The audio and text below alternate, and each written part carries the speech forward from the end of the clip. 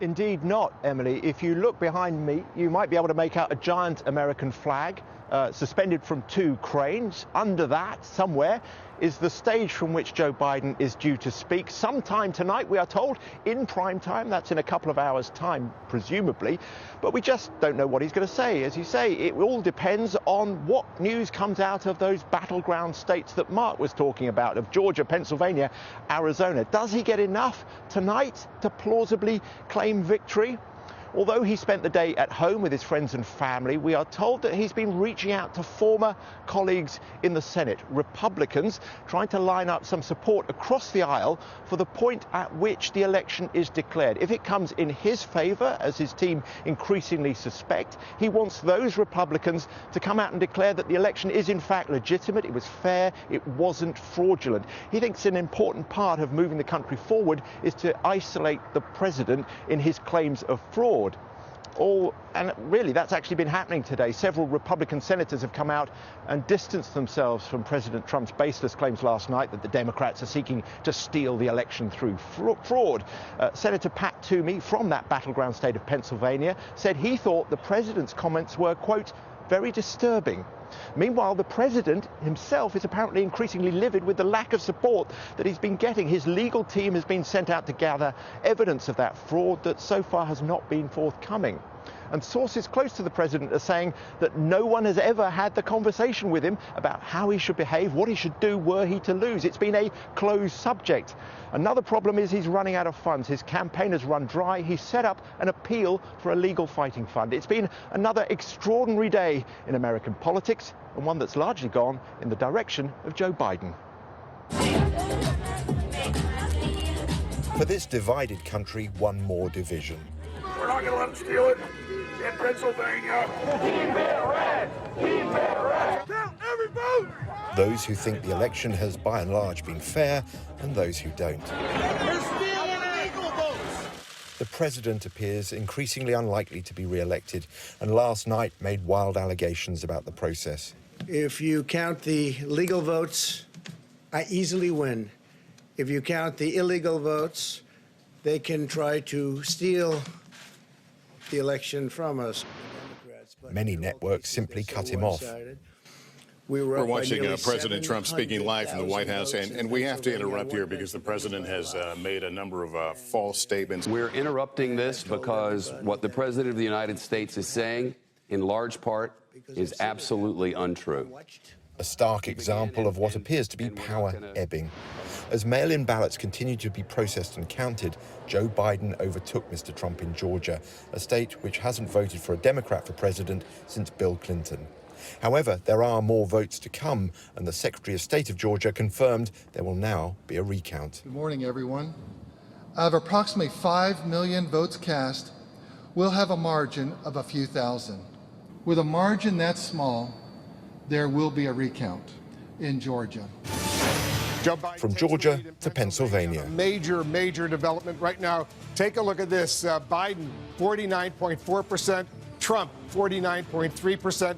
With Joe Biden having... This was enough for the Speaker of the House of Representatives, Nancy Pelosi, to make her own premature declaration. Pretty soon the hyphen will be gone from Vice President to President-elect Joe Biden.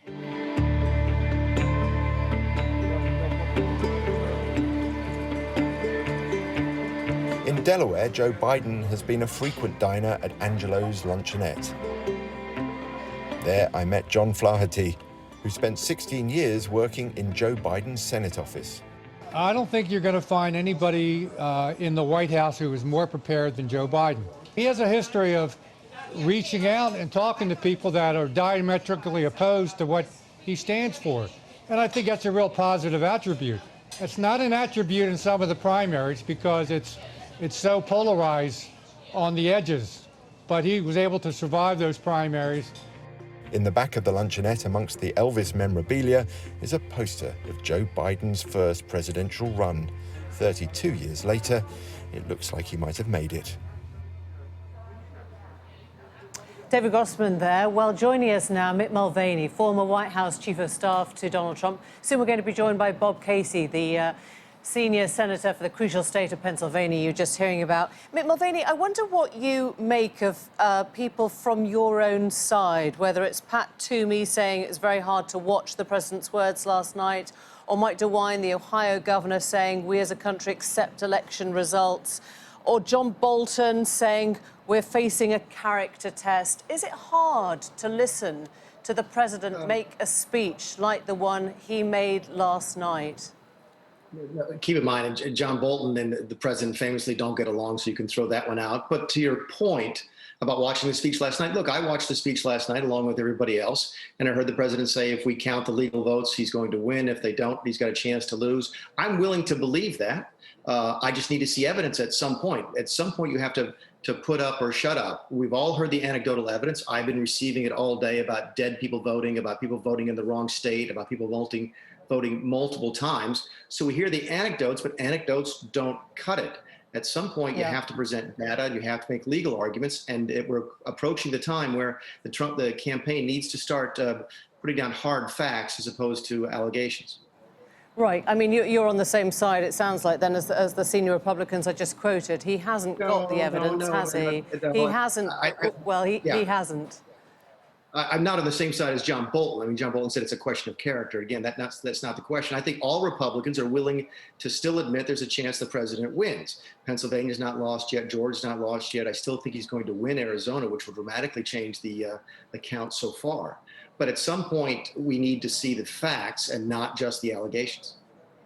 Yeah, because there is a sense now, isn't there, amongst the Republican Party, and he was calling out yesterday, Eric Trump and Giuliani was saying, where's the GOP now? That they're actually moving away from him because somebody's probably got to tell him that without evidence, you can't keep making these kind of allegations and you can't keep jumping in and trying to create a legal contortion where you haven't got facts to back it up. I mean, he just tweeted and he said that Joe Biden shouldn't wrongfully claim the office of president. Now, that's something that Joe Biden has very carefully not done. He's just said we have to carry on counting the votes. And Donald Trump is the one who said, stop counting, right? Again, the lawyers are going to be telling him that. It's completely legitimate under our system to bring legal challenges, just as it is legal and legitimate, to do recounts, which look like they're going to happen in most of these states. Not in every state, though. Come on, not in every state. And not when you've already sent out a warning weeks ago that as soon as the polls were closing, you'd call the lawyers. If I could finish my answer, it doesn't have to be in every single state, but you're going to have one, obviously, in Georgia. There's laws on how to do recounts in states like Arizona and Pennsylvania. And yes, you are looking at recounts in most of these states. I just wonder, who is by his side, do you think, that is prepared to say to him, look, you did a great job, you won 4 years ago, you brought brand new people into the party, but it's time to go, and that there is a time for graciousness. And we saw it from Hillary Clinton 4 years ago. We saw it from John McCain when he lost. We saw it from George H. Bush when he lost. There is a moment for grace. And presumably somebody needs to have that conversation with the president. Yeah, I'm not sure Hillary Clinton would qualify as graciousness and the way she's handled. She wished him well. But to your point, she wished him well, and she conceded. Yeah. The inner circle at this point would be most likely, when it comes to the president, the family. It would be his adult children, the first lady, and some of his very closest business friends and associates. That would be the folks that he's turning to for advice in this very critical time, to answer your question. Let's talk to Senator Bob Casey. I think the problem is, Bob Casey, is that everyone is sort of acting like this is a done deal. And the point that Mick Mulvaney made is it isn't actually a done deal, right? I mean, how confident is the Biden team now that it's all over? Well, I'll just speak from my perspective. I know I won 6 statewide elections in Pennsylvania, so I know a good bit about the state. And here's the reality. Joe Biden's ahead now in Pennsylvania. His lead will continue to grow. It's inexorable. In terms of the mail-in ballots, he's going to have a lead that I think will be substantial enough for a determination about when networks or news organizations make a call. But that lead will also grow. So by the time there's an official count, and that is always later, and the number is always higher, I believe, based upon the data I've seen and folks whose data crunching I trust, that the margin will be either north or south of 100,000 votes, which would be well above the 44,292 the president won by. And that was his official number. The million-dollar question, Senator, because you're right in the heart of things, you wouldn't have any sense of timing on that, would you? Because I think from about 9 o'clock this morning, when Joe Biden looked as if he was taking the lead, everyone's been on that knife edge, but it's not clear, right? Well, I think part of the problem was since this morning, the counting slowed down for all kinds of reasons. But that's just part of the process. I don't know when there'll be a margin that will be high enough for people to think that it's reached the point of making a determination about the race. But I have no doubt he's going to win, and I have no doubt that it'll be when all the counting is done in that range. I don't know if you heard from Mick Mulvaney a few moments ago, but the fact is that Donald Trump made a speech last night, which certainly some on his own side and maybe half the country, i.e. the people who voted for him, will have taken at face value. So I wonder what any future Joe Biden presidency does with that. Well, I don't know.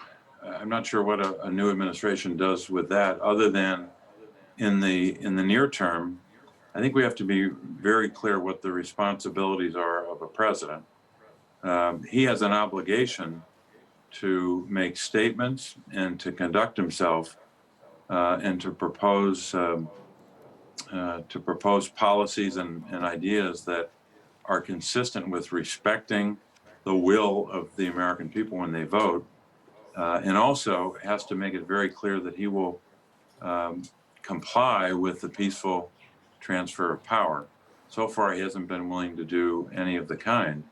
And when he engages in the kind of behavior we saw yesterday and the statements he made yesterday, it's not only undermining the right to vote, it's not only undermining democracy, it undermines our national security. The only one who benefited from that statement yesterday was Vladimir Putin, and also the other enemies of America all over the world. So it's time for the president to be very clear about respecting the will of the people, and he can still pursue legal action with evidence, but he has no evidence. He just wants to complain about the election. There was quite a hardcore response from the Joe Biden campaign saying, we will remove trespassers from the White House if we need to, suggesting that, he would be forcibly ejected if there isn't a smooth transfer of power? I mean, what do they have in mind? Look, all I know is we have a Constitution, and at some point in the life of a public official, there comes a time when that individual is either going to walk alongside with the Constitution and support it, or he's going to try to stand in the way. And in this case, the Constitution will just roll over the president if he continues to engage in this conduct and make these statements. He can litigate this if he wants, but if you litigate, you have to have facts and proof and persuasive legal arguments. We'll see if he comes up with that. But right now, he's got nothing, especially when it comes to Pennsylvania. He doesn't know the first thing about what happens in Philadelphia or any other place. He has no facts to smear the people of Philadelphia and thereby smear every election official in the entire United States of America. Well, Casey, thank you very much. Mick Mulvaney, thanks for joining us a little earlier.